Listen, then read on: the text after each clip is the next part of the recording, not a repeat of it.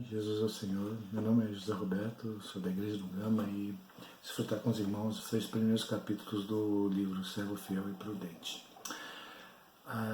Que é trabalhado nos 3 primeiros capítulos, ele trata um pouco da vontade de Deus, né, a sua economia, o seu bom prazer, que é ser expresso através do homem.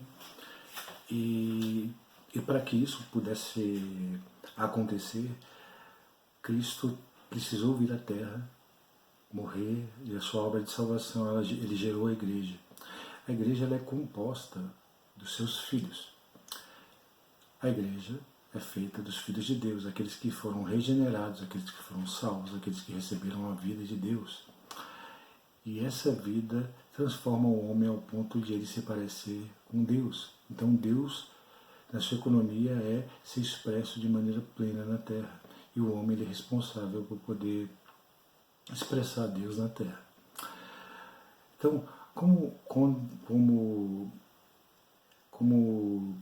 o Senhor ele realizou essa obra e ele salvou aqueles que Deus escolheu, que se tornaram seus filhos, ele criou um ambiente para que esses filhos recebessem a nutrição e recebessem o ambiente adequado para que eles pudessem exercer essa vida e essa salvação, e desenvolver essa salvação de maneira plena.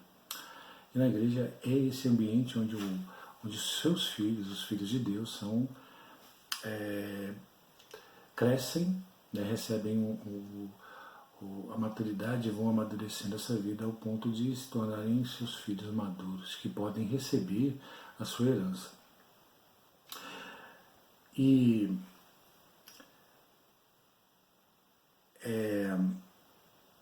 Deus ele não tem apenas a salvação para o homem, apenas a salvação da ira vindoura. Deus tem algo mais para o homem. Não é só apenas tornar o homem seu filho, mas o que Deus tem para o homem é uma porção maior, que é a sua maturidade, que é a plena filiação. O homem chegar ao ponto de ser chamado varão perfeito, chegar à medida da estatura da plenitude de Cristo, como é descrito em Efésios 4. E como Deus ele pode realizar a sua vontade por meio da igreja? Ele estabeleceu esse ambiente onde os seus filhos são cuidados, eles são supridos, eles são cuidados para que eles possam receber o máximo para que o ambiente se torne o mais propício possível para que ele se torne um varão perfeito. E essa vida é trabalhada dentro desse ambiente, né, onde Deus ele estabelece alguns irmãos mais velhos para cuidar desses irmãos mais novos e desenvolver esses irmãos mais novos para que eles também cheguem à plenitude da filiação. E isso é tipificado no Antigo Testamento como a primogenitura. A primogenitura ela tinha 3 aspectos principais. Tinha o reinado, que é a realeza, tinha a porção dobrada da terra, o sacerdócio, que era o outro aspecto da herança do direito de primogenitura. Então, o primogênito ele recebia tanto a herança, a realeza, a porção dobrada da terra e o sacerdócio. Hoje, no Novo Testamento, o que Deus tem para nós é a plena filiação, ou seja, o desfrute pleno do que Deus é. Tudo aquilo que Deus é.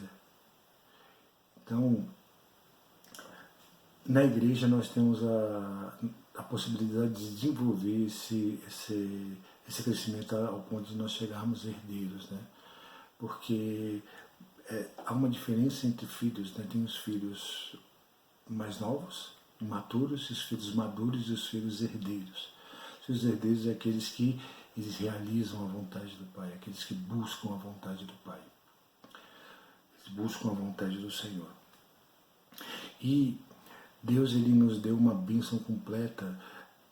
Nós podemos ver essa bênção sendo descrita em Efésios, no capítulo 1, a partir do versículo 4. Nós temos a bênção do Pai, a bênção do Filho e a bênção do Espírito Santo. A bênção do Pai, ela inclui a vida de Deus, a sua natureza, que é dada para nós. Aí implica a escolha e predestinação de Deus. Deus escolheu e nos predestinou.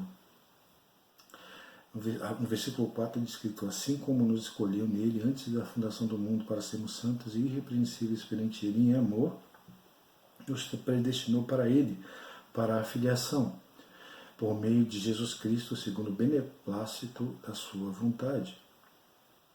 Então nós temos a escolha de Deus, a predestinação de Deus, e Ele nos dá a sua vida e natureza, para que nós possamos ser seus filhos. Essa é a bênção do Pai. Ele nos escolheu, nos predestinou para a filiação, para sermos filhos. E aí depois nós desfrutamos da bênção do Filho. A bênção do Filho inclui a sua morte e ressurreição, a nossa salvação, a nossa reconciliação.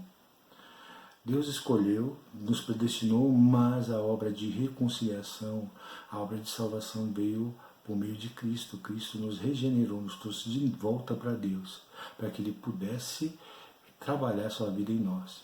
Nós temos também a bênção do Espírito. A bênção do Espírito, ela é a de nos confirmar,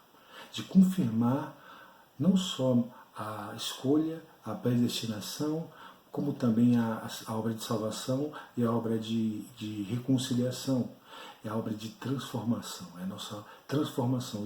A bênção do Espírito nos transforma em filhos da ira para filhos de Deus. Então, essa obra de transformação que é desenvolvida por meio do Espírito, ela é o pendor, ou seja, ela é o penhor da nossa salvação, é a certeza de que nós seremos transformados e seremos filhos de Deus. Então, o Senhor nos deu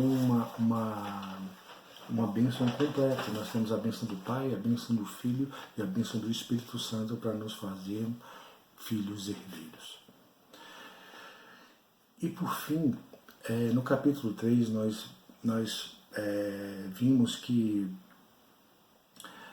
Deus, ele está nos dando tudo o que Ele é, o que é a sua bênção. Nós fomos agraciados com toda a bênção espiritual, né, nas regiões celestes. Nós fomos agraciados com essas bênçãos espirituais. O que compõe essa bênção ela é composta de tudo que Deus é composto do próprio Deus. Tudo que Ele é, tudo que Ele realizou e tudo que Ele tem. Então, tudo que Deus tem, nós recebemos por meio dessa herança espiritual. Nós recebemos tudo que Ele tem, tudo que Ele é, os seus atributos comunicáveis. Nós recebemos amor, vida, luz, justiça, santidade. Tudo que Deus Ele nos dá através da sua bênção celestial, da sua bênção espiritual.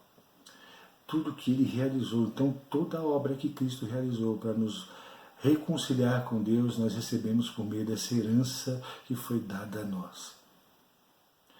E tudo o que Ele tem, Deus é amor, Deus é luz. Então tudo que Ele tem, nós recebemos também por meio dessa herança. E essa herança, ela tem um aspecto, ela só pode ser usufruída, desfrutada em um ambiente que é o Espírito. Então, quando nós entramos no Espírito, nós recebemos todas essas bênçãos e nós somos transformados em tudo aquilo que nós recebemos de graça, tudo que Deus tem e realizou. E para que nós recebemos essa herança? Essa herança não é unicamente para nós, para nosso deleite individual. Isso é para que possa nos capacitar a nos tornar servos e mordomos adequados.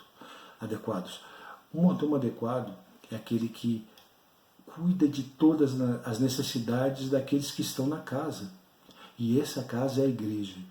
Então nós, como mordomos, que recebemos todas essas heranças espirituais, precisamos distribuir para os nossos irmãos que estão vivendo juntamente conosco dentro do corpo de Cristo. E a nossa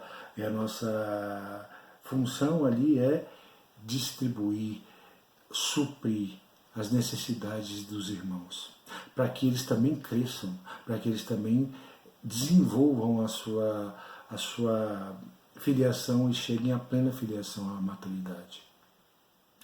Então, o mordomo é aquele que tem a obrigação ou a função de distribuir toda a riqueza que a casa tem. Mas a principal característica desse mordomo, ele precisa entender qual é a vontade do seu Senhor. Quando ele entende qual é a vontade do seu Senhor, ele pode cooperar com o seu Senhor de maneira prática, de maneira real. Outra característica desse mordomo é que a motivação do seu serviço é o amor que ele tem pelo seu Senhor e amor que ele tem pelos irmãos. Ele cuida dos irmãos porque ele está alicerçado e arraigado no amor.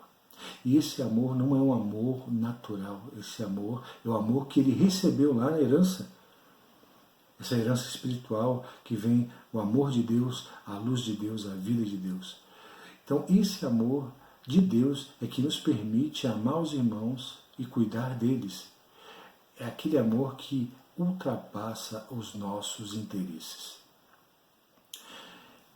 E outro aspecto desses que servem a essa casa, ele precisa ser um servo fiel e prudente, como é descrito em Mateus 24, a partir do versículo 45. É aquele que foi confiado os conservos a ele, e ele dá sustento ao seu tempo até a volta do Senhor. Então ele é responsável pela alimentação e cuidado desses conservos, ou seja, desses filhos menores. Ele, por ser servo, ele tem como seu senhor, e essa palavra no grego é kyrios, que é dono de um escravo ele não tem vontade própria. A vontade dele é a vontade do seu senhor. Então qual é a vontade do seu senhor? É que cuide dos seus conservos, dos seus filhos mais novos, seus filhos imaturos, para que eles possam ser alimentados e quando o Senhor chegar, eles serem bem tratados e estarem saudáveis para se encontrar com o nosso Senhor.